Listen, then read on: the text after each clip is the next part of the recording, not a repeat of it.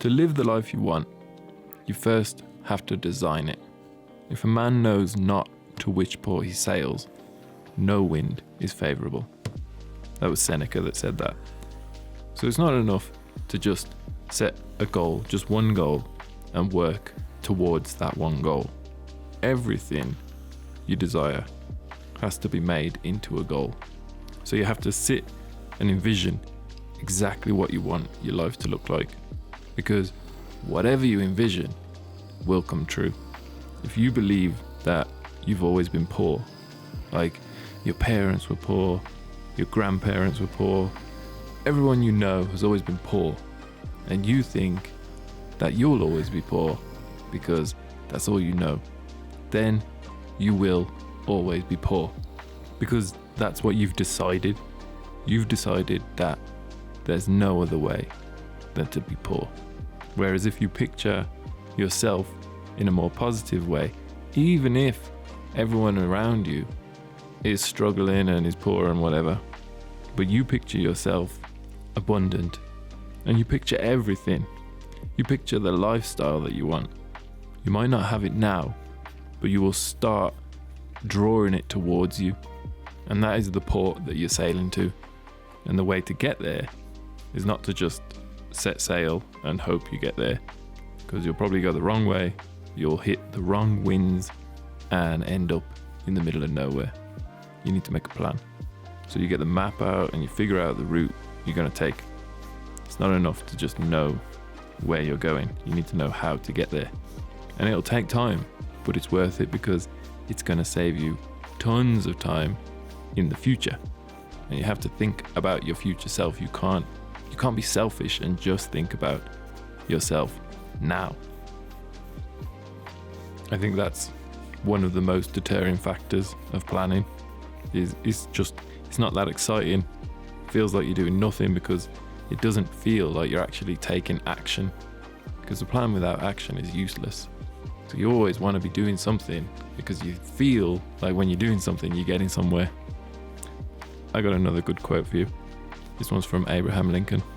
He says, "Give me 6 hours to chop down a tree, and I'll spend the first 4 sharpening the axe." So the planning is sharpening your axe. It's preparing the boat for the journey, visualizing what lies ahead, and making sure you're ready to tackle it. Like you wouldn't go to the Arctic without first doing a bit of research, planning what gear you're going to need, because you're going to die. But why would any other situation be any different? You might not die, but you need to be prepared. You need to make a plan. Otherwise, you're not going to get there. So you sit down and you make your plan to the finest detail. Plan everything. And when I say plan, I don't mean time blocking or anything like that.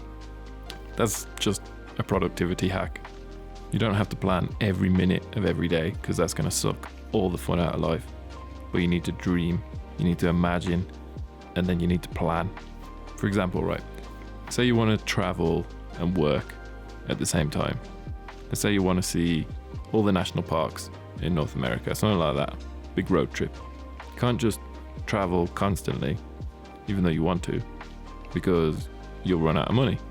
So you need to find a way to work while you travel. So the first thing you'll do is make a list of everything you need to buy to make that happen. You need a good off-road vehicle. You need sleeping gear. You need cooking gear. Maybe you need a Starlink for the internet.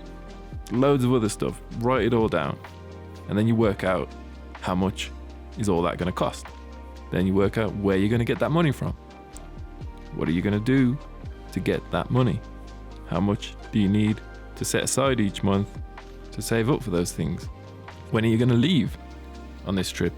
Because it's almost certain that if you just get up and go, that you won't actually achieve your goal of seeing all the national parks. Or maybe you will, but it'll take forever and you'll go broke doing it.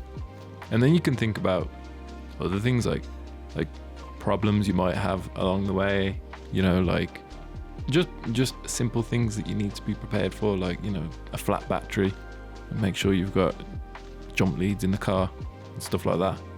Plan every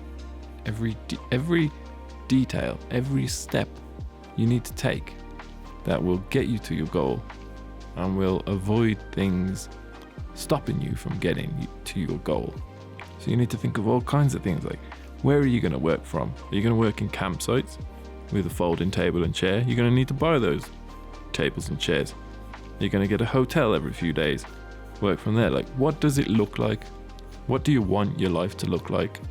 Because you can design it. You can design all of this, and it will end up that way because you've designed it.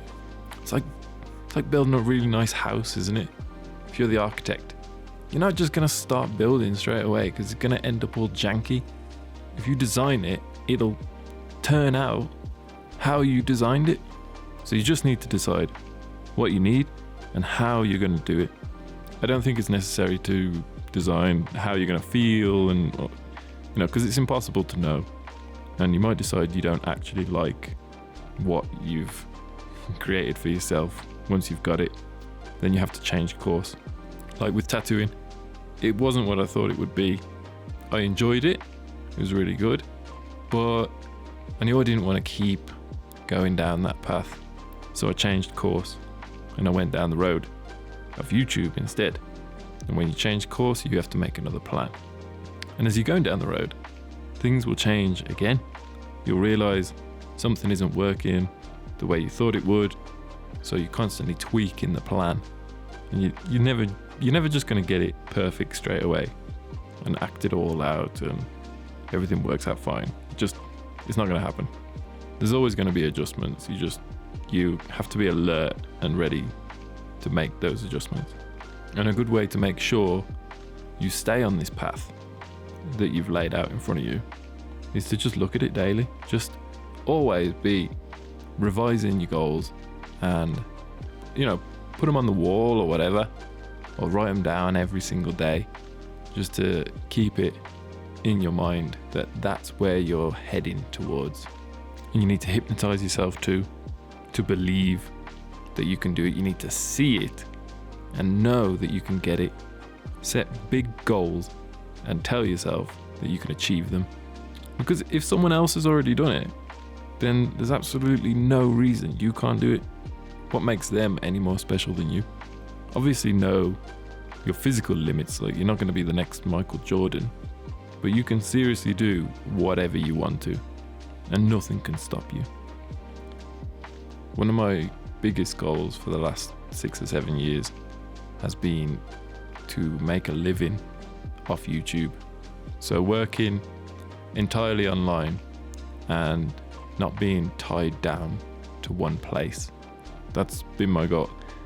That's been my goal for a very long time. Like, I've always wanted to set myself up so that I didn't have any responsibilities that would tie me down to one country or one location.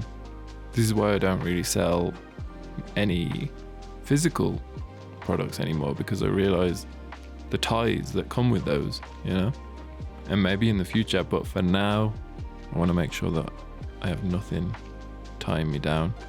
And it's only recent that I feel like I've actually finally reached that goal where I'm making a living online. And I just passed 250,000 subscribers on YouTube as well, which is crazy to me.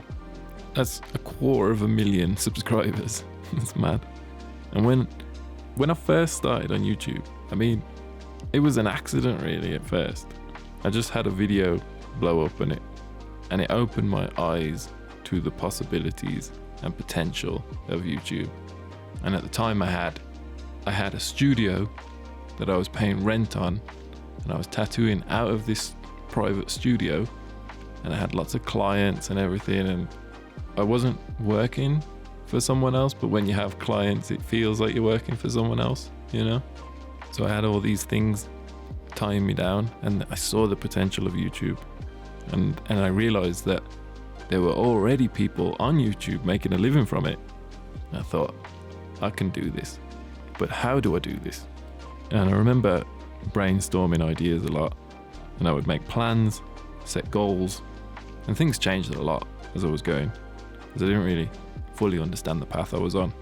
Before I decided to give YouTube a crack, I was making a lot of videos. I've always made videos ever since I was like a teenager, but I had absolutely no idea how to turn it into a business, to actually make a living from it.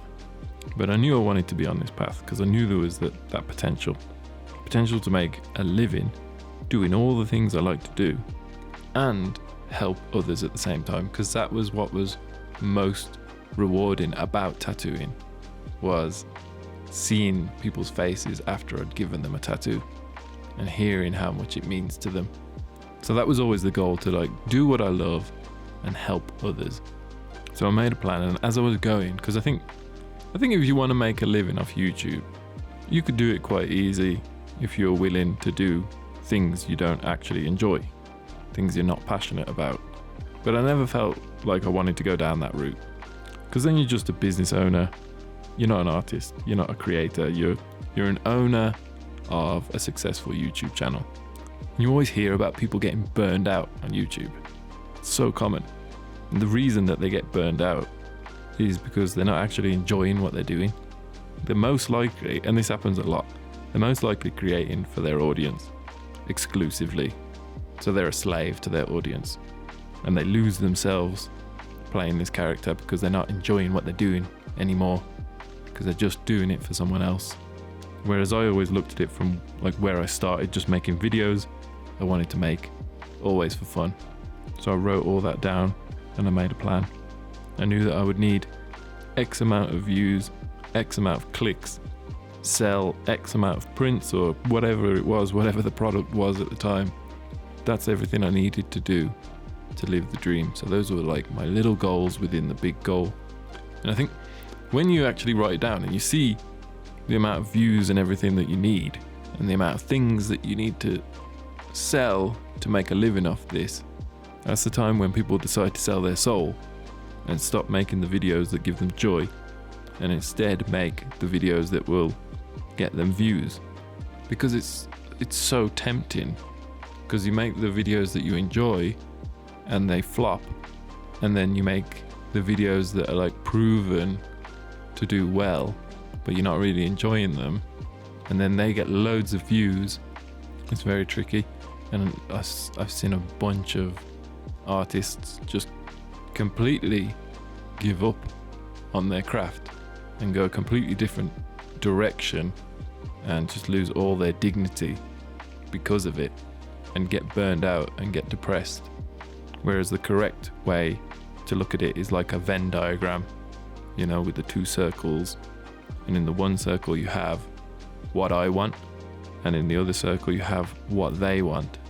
And the spot in the middle where they overlap is what you create, and you never deviate from this. So if you have an idea for something new, like live streaming, that could be a good earner. I'm going to get into live streaming. First you have to check your Venn diagram, and you say, is this what I want and what they want, or is it just what they want? Or are you just doing it for the money? Are you going to enjoy it? And if it doesn't sit in that sweet spot, then you don't do it. Because if you only make what you want to make, then you have to accept the fact that it might not go anywhere. Then it's a hobby. And if you only make what they want you to make, then you're going to get bored, you're going to lose interest, there won't be any passion behind it. You have to find the sweet spot where you're making what you want and you're making what they want. And once I realized that, then there's no burnout, because you're making what you want, you're working towards what you want, and it gives you energy rather than draining it. And even if there's times where it feels like it's going nowhere, because I've been there, where you have these doubts where you think, oh man, am I wasting my time here? This is a bad idea. You have pressures, you got bills to pay and everything. But you can't let that doubt take over you, because if you've got a plan, you have to stick to it, and you will get there. Like I said, it took years before I got to the point where I could live my dream. But I always knew that if I stuck to my plan, that I would get there. I would get to the point where I was making a living off YouTube without selling my soul and without making content that I didn't really want to make. I make what I enjoy making, and I could keep doing this for the rest of my days. I love it and I never get tired of it. So anyway, I just want to say thank you for watching my videos. Whether you're new here or you've been around for years, I really, really appreciate it because you're helping me live my dream. It's crazy to think I've got 250,000 subscribers. That's a big number, man. 200. It's crazy. And if you're not already living the dream, design it and tell yourself that you deserve it and you can make it happen.